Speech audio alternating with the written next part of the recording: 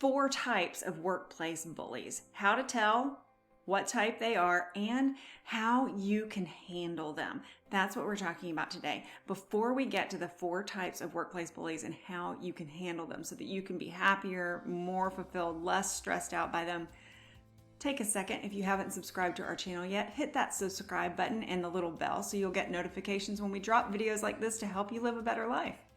Okay, so you're at work and you've got someone who's one of the 4 types of bullies. How do you deal with them? It's really difficult to know what your rights are, how you can proceed. A lot of people are afraid to go to human resources or to ask their boss about it because they don't want to get labeled as a tattletale, or they don't want any other consequences to come upon them because they have outed someone as a bully. So we're going to talk about not only the 4 types of workplace bullies today, but also how you can behave to handle each one so you come out on top and they end up getting what they need to get in order to correct their behavior. Stick around. GILD Coaching. More success, less stress.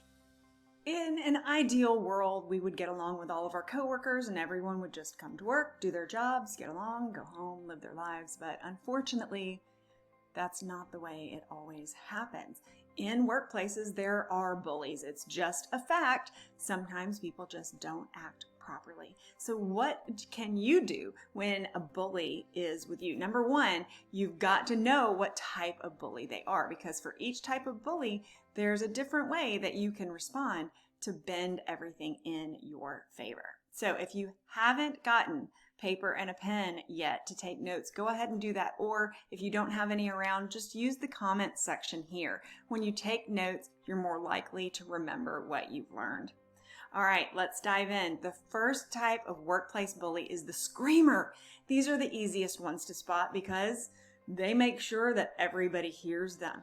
Screamers have a hot temper. They aren't afraid to shout at you, around you, to you, about you, or to anyone else in any sort of a situation. They fly off the handle if things don't go their way. They're very difficult to get along with because even if the screamer is normal in most situations, everyone's always sort of walking around on eggshells with this person because you never know what might set him or her off. Screamers have horrible ego issues. They believe that they're right and they believe that they have a right to be heard. Everyone has a right to be heard, but only if they're behaving in an appropriate way. The best way for you to handle a screamer is to not react. Usually people will flinch, their breath will shorten, and they will become very uncomfortable. They'll back away from the screamer, and the screamer only aggresses on them more.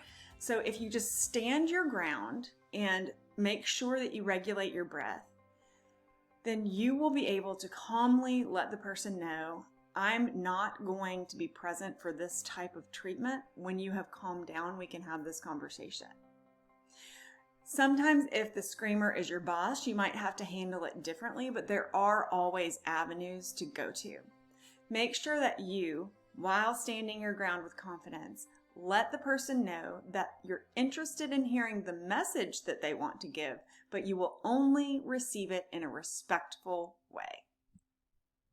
The second type of workplace bully is the schemer. These are people who will lie and manipulate, go around, make up stories about gossip just to get what they want, because what they're trying to do is position things to their best interest. Well, what it does is it undermines trust and it makes a really uncomfortable situation for everyone else in the company. Schemers seem harmless on the surface because a lot of times they're just really very nice and pleasant to be around. The problem is it's when they're not around you that they do most of their damage. So what can you do if you're not even around to witness the behavior? There's a couple of things. First of all, make sure that you don't ever take part in any of those behaviors. Do not gossip. Water cooler chat, as it's been called, no, none of that. Don't ever say anything about anyone in your company that you wouldn't want printed on the front page of tomorrow's paper and attributed to yourself. Never say anything about anyone that you wouldn't want to be the top headline on the newspaper tomorrow. That's a great rule to go by.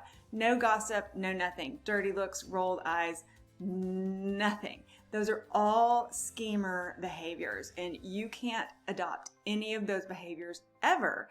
And I say ever because if you do it once, then that is going to instill some sort of doubt or suspicion from other people in you, what you're doing, and what your motivation is.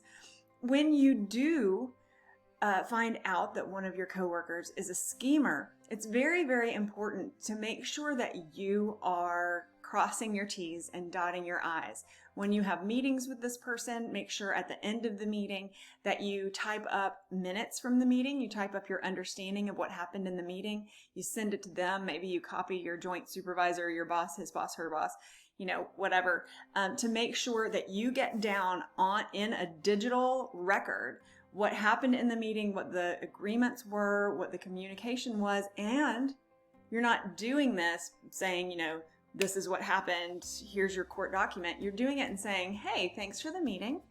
To my understanding, here's what we covered. If I was wrong about any of these points, if there's anything that I'm not remembering the same way that you are, please let me know. If there's anything that I missed, please let me know. I really enjoyed it and thanks. So you're always presenting yourself positively, and what you're doing with the schemer is you're making records of what actually happened so that if anything else is said or done to the contrary, if they didn't disagree with it in that digital record of the email, you're free and clear, and that gives you evidence of what they're doing. The third type of bully is called the freezer. These people have some sort of authority over something. Maybe it's the work schedule, maybe it's the supply closet, maybe it's the access to a certain piece of equipment. And they hold the key to that piece of equipment or the supply closet or the ability to change or direct the schedule very, very tightly, and they don't let it go. And they play favorites with it. So the people that they like will get a good schedule, or they'll get the supplies that they need, and the people that they don't like will not. That's the freezer, because they try to freeze you out. So the way to handle the freezer is to always be very, very kind and professional. Understand that people who act like this have very low emotional intelligence. So you're getting mad at them or talking about them or, doing anything like that only fuels them to freeze you out farther, because the more energy you give to them or the more energy you devote about them, the more power that person has.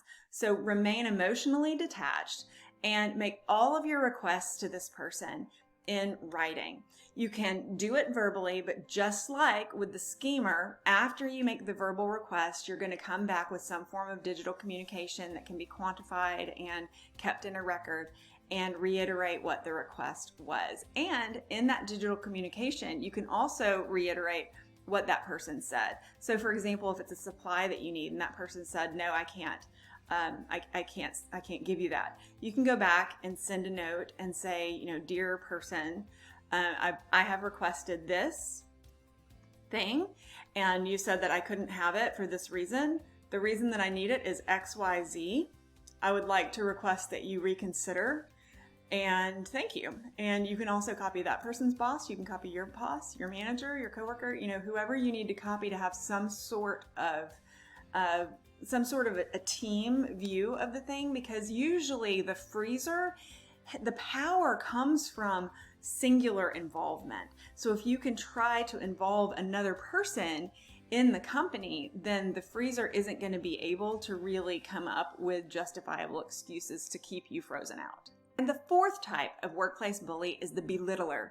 This person says passive-aggressive things about your work, maybe little tiny comments, maybe whispered out of the side of her mouth. Maybe it's looks, maybe it's gossiping about you behind your back just to make you feel smaller, to undermine your confidence, or instill in you the feeling that you're not good enough, smart enough, or capable enough to do your job.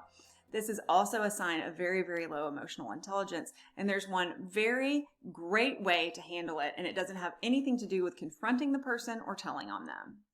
It's one question that I wish every single person in the universe would teach every single kid who's born to ask themselves anytime anyone tells them something about themselves. And it's, is this my truth?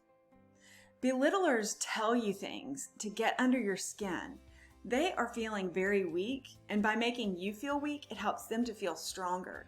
The things that they say really don't matter. And the opinions that they have really don't matter either. So whenever a belittler gives you a statement, consider it as a gift. If I were to hand you a box all wrapped up with a bow, it would be your choice whether to accept it or not. And it's the same way with anything, a kind statement or an unkind statement. So when a belittler gives you this gift, you can see that it's a gift wrapped in crap, and you can say, I'm not touching that. So here's the question that I want you to ask yourself and to teach everyone you know, especially young people. Because if young people would do this, we'd teach this to kids starting really, really little, they'd have such an increase in emotional health and mental health as they grow up. Whenever anyone tells you anything about yourself or insinuates something about you, enjoy a deep breath and then just mentally ask yourself, is that my truth? Then instead of just hearing it and saying, oh, this person said this about me, and picking it up and kind of rubbing it on you a little bit, you're questioning it immediately. You're asking, is this my truth? So that's you standing in your confidence and deciding whether you're going to allow that to live in your awareness or not.